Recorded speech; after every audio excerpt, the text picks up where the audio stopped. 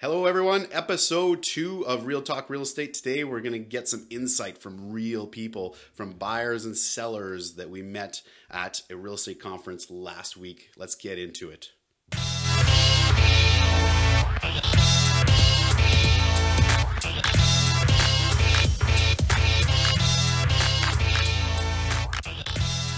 What's up, everybody? Real Talk Real Estate, Episode 2. This is Remy Morvac, owner and broker at Capital Homes Realty. And again, here with my main man, Steve Benson. What's going on, Steve? Not too much. Glad to be here. Perfect. So Steve and I, last week, I was speaking in Kingston and Steve went down. And what did you think of the Emerge conference in general? I thought it was pretty good. There's a lot of good information, a lot of like-minded people, and a lot of kind of surprising insights that came out of it. Nice. One thing that I want to get into today is the consumer panel. So what they actually did, they do at every conference, is they bring in people that have bought and sold homes, put them on the stand in front of a room of realtors and question them. And it's funny, but the people are actually quite honest, and they do mention their dislikes and their likes of their experience. So I find that one of the most valuable pieces of content during the conferences, because you actually get an insider's voice and the truth from the consumers themselves. So we oftentimes we want to just think that we're always doing the best job, and but sometimes we're pissing people off and annoying people. But did you enjoy the panel? I did. I found it pretty interesting. There was some great questions asked and some great answers given. Yeah. One of the big ones that I found was when they asked, how has your realtor stayed in touch with you? Yeah. And there was one guy who said, there's not a whole lot. I might get a phone call every now and then. But if I like to service so much that I would use them next time. Yeah. So if you do a great job the first time, you don't have to worry about touching them. Well, exactly. And a lot of people, and in that same conversation, some people were saying it can get the different touch points, and different training systems will train realtors that, okay, you need to do this, and then you need to show up in the spring with some ketchup and relish and mustard and stupid gifts that, people see through the BS, and they know that you're just there. Yeah. You're not really there being nice to give a gift. You're there. It's got a tag of your real estate. Like, they know what you're doing. When you actually provide the service and build an actual relationship, the follow-up can be so much less, and you're building a group of people that will actually, they believe in the service that you did. You didn't just sell them a house. You actually went above and beyond, and they really appreciate the work that you've done, right? There were a few things that really stood out too. So there's a list of questions, and Jeff O'Leary from Mississauga was the mediator. Well, that's right? Yeah. And did a really good job, just kind of keep probing the questions. One of the big ones that I want to talk about today is, one of the questions was, on a scale of 1 to 5, how much did the brand that the agent was working for matter to you? And out of everyone on the panel, the highest score was a 1. There were multiple zeros, and there was 1 because it didn't matter with which company the agent was working with, because what the people cared about was the actual individual themselves. And I know me and Steve, obviously me and Steve both working for a local, family-owned brokerage here in Ottawa. Capital Homes Realty is not a franchise, and we pride ourselves on the service and the personal touch that we can get. And I have actually one of the best people in the room with me to discuss this, because Steve did come from multiple bigger brands, so he can talk about his experience and the difference that it makes. What I always consider is, if you're a shitty agent with brokerage A and you transition to brokerage B, you're still going to be a shitty agent. There is over a 3-year period, over 80% of agents get out of the business. So it doesn't matter if they went to the biggest, best team. If they're not cut out for it, they're not cut out for it.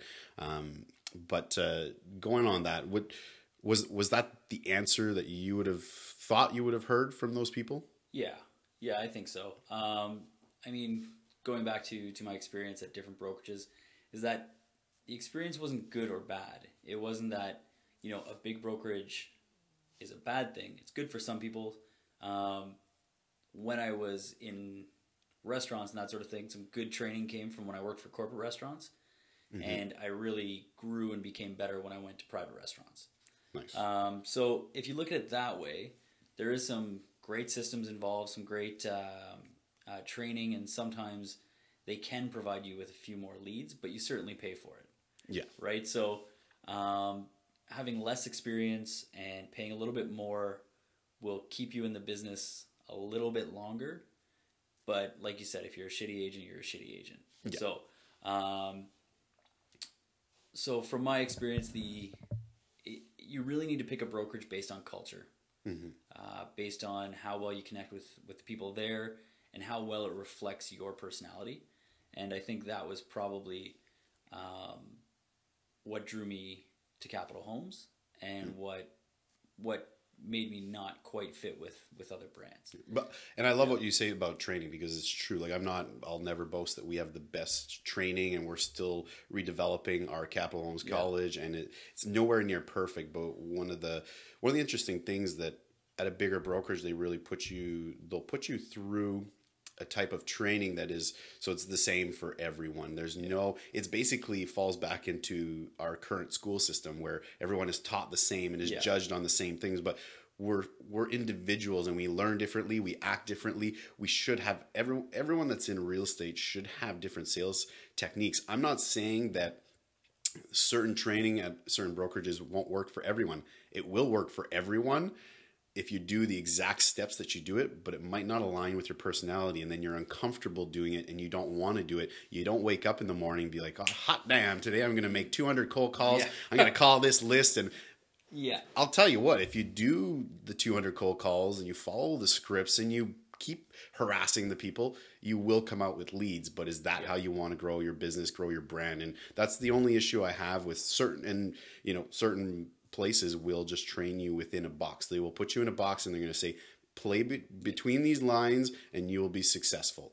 But if it doesn't align for you, I would not be here and would have not had the success that I had in real estate if I had to make cold calls and door knocking. It's just not who I am. Well, and that's it. It's that, you can make money almost any way, right? Like every technique works if you do it consistently and you do it for a long enough period of time, right? You can do mail outs, you can do blogging, you can do cold calls, you can do door knocking, you can do showing up at family events and hassling every one of your cousins and aunts and uncles.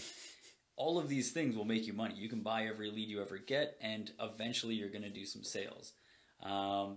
But that's the thing, is if you do it constantly and consistently.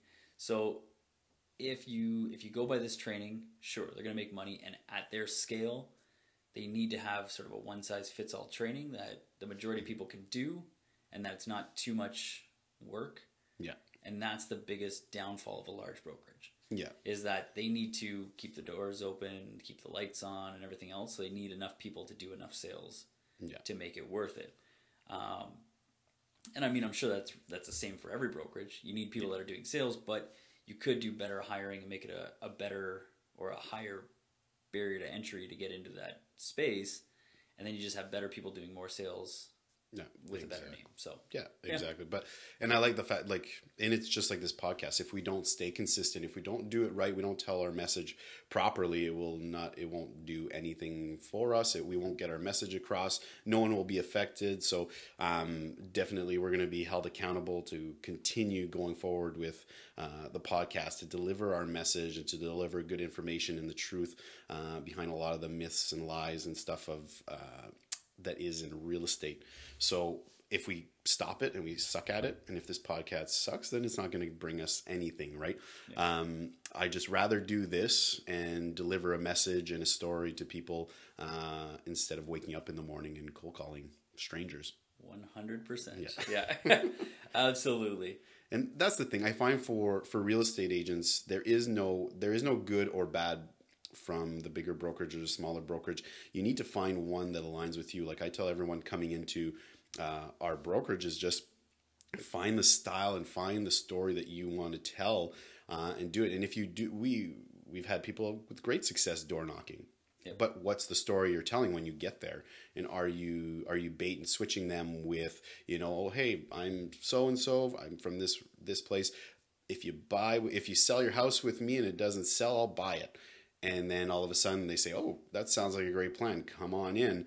And then you're like, oh, well, you know what? Your house will sell. You don't need this program. Yeah. So Or you don't qualify. or you don't qualify, Yeah. and no one qualifies for some strange and mysterious reason. Yeah. But so it depends on what story do you want to tell. Because if they feel like they've gotten gypped, that's why 70% of people will hire the first real estate agent that they meet with and that they sit down with, but only 11% ever do a repeat transaction. This is in the States, but I'm 199.9% sure that the statistics would be the same here in Canada, because a lot of the brokerage models are the same. Their headquarters are the same, right? So it was very interesting for them to give no value to that. The consumers themselves are giving no value to which company that the agent worked with. It was all about the agent and how they didn't care if, not that they didn't care that they'd follow up, but that if the agent did the right job. And one gentleman that was talking about an agent that helped him buy an investment property, and he said he did so much work and sent him all the numbers ahead of time, like made the decisions really easy, told him, was honest with him and saying, no, let's not buy this. This is a crap property. Here, this is why this one is good. So he said just because of the value that he got out of that, knowing that he made the right decision, he's going to use him again, regardless if the agent keeps in touch with him or not, right? So there is definitely value in providing just good service, basic service, right? Exactly. Like the basics of the job is to protect our clients, right? Protect their investment, protect them, and give, like there is, or there should be, a minimum level of service. Yeah. Right. And if everybody stayed to that, it'd be fine. Yeah. Follow up and keeping in touch is important, but it shouldn't be forced, and it shouldn't. Well, for me, anyways, it shouldn't be forced. Like, I could show up at somebody's house and be like, "Hi," and I'm not small talk. Like, I'm bad at small talk. Yeah. And Me too. if anything, I think that would just hurt any future business. Yeah. So. Exactly. Another interesting point that was brought up was one of the gentlemen on the panel said he would always use an agent to sell, which is odd that it's usually the other way around, that a lot of people will go for sale by owners, but that he believed he can negotiate better if he was representing himself on the purchase. So he'd rather use the listing agent to purchase a home, which I guess in certain people's experience, it really depends. And you touched on this, like our job is to protect our client. When you have an agent, and obviously it's different in different markets. If you're in a Toronto market where houses are just selling like hotcakes, you want the buying agent to just help you get the property. Don't make me lose. There's 10 other offers. Do what you can to make me get this property. In a market like Ottawa, when a house has been sitting on the market for 200 days, well, your job is not to have me bring in an offer that's $5,000 under the asking price, right? Yeah. Like that just means you just want a quick sale. Like it's not, if it's been sitting there for 200 days. I had an interesting story with one of my clients where this just shows you that I'd rather keep looking until we get you the deal. And it goes back to episode 1 that we did last week, talking about buying in the winter. So my clients were looking, we went to see this house. They loved it. And it had been on the market for just over 200 days, and they loved it. It was listed for $650,000. And obviously, when you do a showing, a few days later, the agent, or the day of, the agent contacts you, says, "Hey, what did you think of the property? You bring me an offer." And I told the agent, I said, after discussing with my client, I said, "Let's put this game plan together. If you listen to me and you stay strong, I'll get you this property I'll get 50 grand off this property." And so I said, no, they're not interested. They love the house, but the prices were just too far apart. We're not going to bring an offer in because they're not going to pay $1 over 600. So all the best. If you're going to reduce the price, contact me. And this gentleman was part of a team, and the team is paying for leads. They're generating leads through cold calls, and they're making their team work for these leads. So about 48 hours went by. The house has been on the market for 210 days. So it's a different market than in other markets around Canada. So I told my clients, just be patient. And 48 hours later, the team leader calls me and he says, "Hey, are your clients serious if they would buy at 600? I said, "Yeah, they're as serious as you'll ever see a buyer." And he said, "Will they do 610? And I said, "No, they will not. Absolutely not. 600, I'll have you an offer by tonight." About that was in the morning, and then I was getting worried. I said, oh, maybe it didn't work. And then by 3 p.m. the phone rings, and the agent says, bring me an offer for 600 and I'll see what I can do. So with a little bit of patience and some balls, that not to, you know what, your client doesn't want you don't want your client overpaying. You know that this place has been on, you know that you know the motivations of the seller. Your job is to do what's best for your buyer. So if the argument that the person on the consumer panel was saying was that, well, if I go directly to the seller's agent, I can get a little bit of his commission off because he's going to take a break on his commission, and I can get that, you know, $8,000-$10,000 off. Well, if you have someone that's working your best interest and that isn't willing to negotiate really hard, then you're way better off using an agent. But if you're just going to put it in an offer with an agent and he's like, you know what, it's been on for 120 days, it's a really good price, we should just offer them near asking, that's when you say, like, whoa, hold up, whose best interests are you really working towards, right? Yeah. So, and I'm not saying there could be empty promises. That will not work all the time. I've used certain different strategies like that with mixed results, from 10 grand to 25. 50 was huge, and trust me, they were very, very, very happy with the result, but that won't necessarily work every single time, nor has it worked every time. So it's not a promise of negotiating hard you're going to get that much off. But, you know, you as a listing agent as well, like Steve, when someone comes in and wants to buy off you, like, what's the mentality from a agent standpoint, right? Yeah, I mean, so if I have a listing and somebody comes in and they want to buy without the agent or without an agent, truthfully, I recommend they find an agent. I can't really say that in the transaction. What I'm saying now is I recommend that you find an agent, because my job as a listing agent is to protect. Well, if they're coming to you, you're not going to suggest that they use someone else. No. You'll do the paperwork Sure. on their behalf, Yeah. but you're working for the seller. But what you're basically saying is, if you haven't found the house yet, Yeah. go find an agent. Find an agent. It's because, I mean, when you boil it right down, my only job is to get the highest price for my clients, right? Which is the seller. And you know what? Like, that's really the only rule. I need to be honest with people, and I need to treat them in an ethical fashion. If you're coming in as a customer, but if you're not a client, I can't protect you. And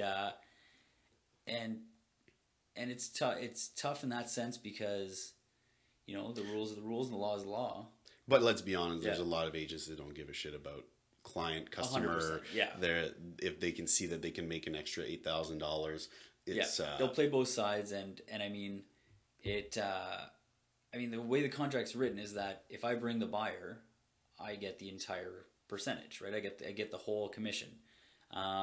That being said, there are times you can play around with a little bit. You can toy with it a bit, but I may be, you know, you may give somebody $3,000 off, and then they negotiate an extra $2,000 off, and at the end of the day, you know, they're still overpaying, or they might still be not getting the best deal they could have gotten had they had an agent that was negotiating on their behalf.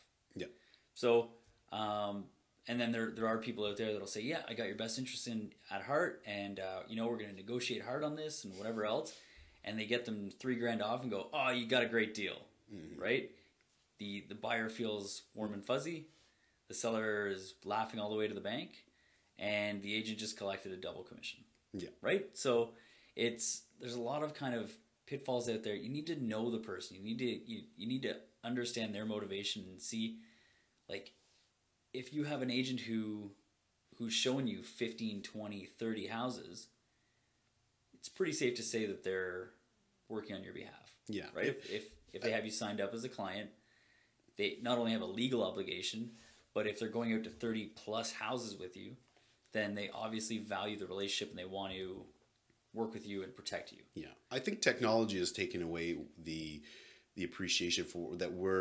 I think the consumer, the buyer is also, and this was mentioned during the conference, is that we're all the same. We can all prepare the same paperwork. Yep. And what's the difference between agent A and agent B? What's the difference between brokerage A and brokerage B? You guys are all the same. You do the same job. Yeah.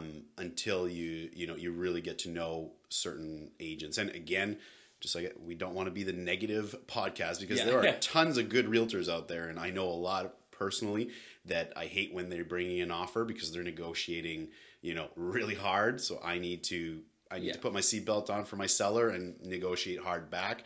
And then there's other agents and brokerages where, I'll tell my clients, I'm like, you like this house? They're like, yeah, we love it. I'm like, perfect. We're going to get you a kick-ass deal because I know this agent is going to give us whatever we want. Yeah. Because of the reputation of doing multiple deals with them, and, that they're going to work their client down. They're not going to work you up. So, sometimes there's good and bad. And it's just to know, a lot of people will say, and this was actually a trend too during the conference. Every agent will say, I'm honest. Yeah.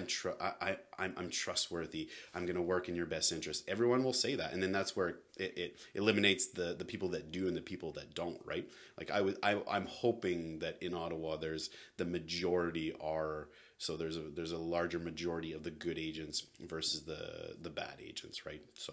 And I'll say, like, in my last, well, probably the entire time, I've worked with far more good agents than bad agents. Yeah. Right?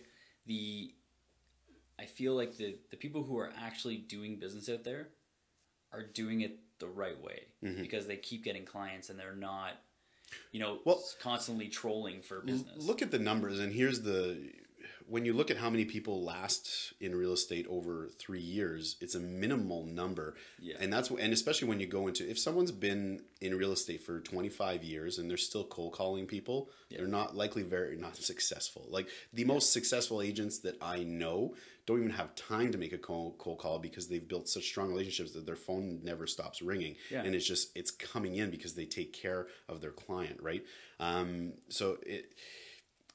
I do agree that I think that there is a lot of the deals that I've done.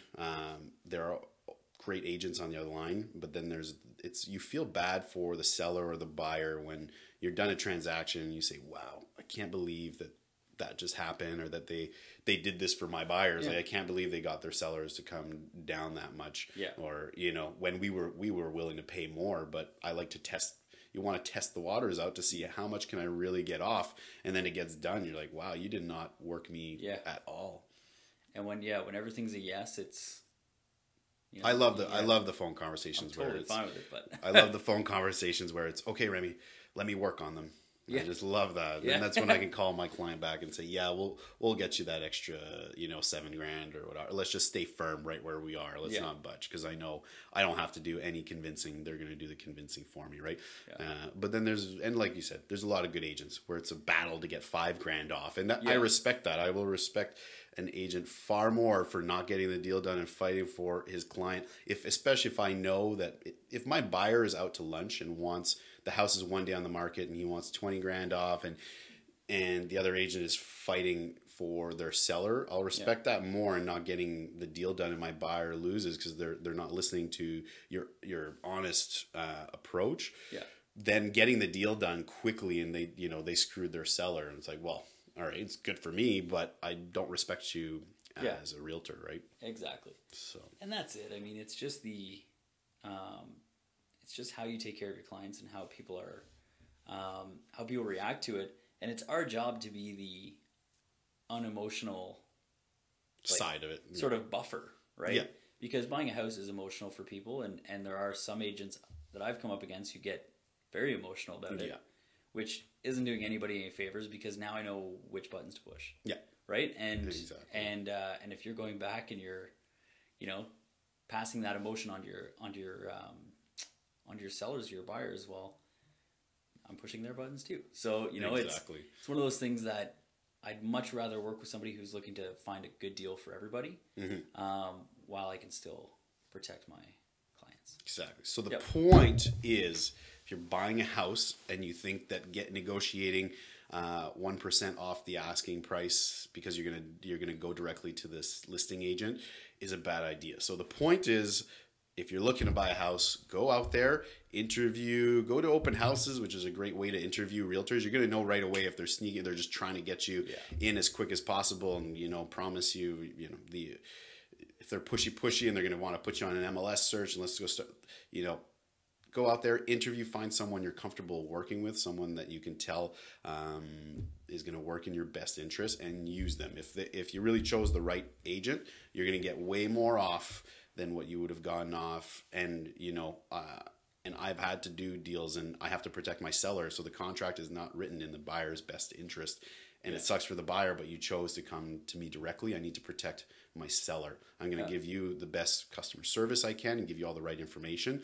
But at the end of the day, I need to protect my seller. So, you know what? We're going to maybe going long on time. So we're going to end it on that note. I want to thank Steve again. You going to stick around, Steve?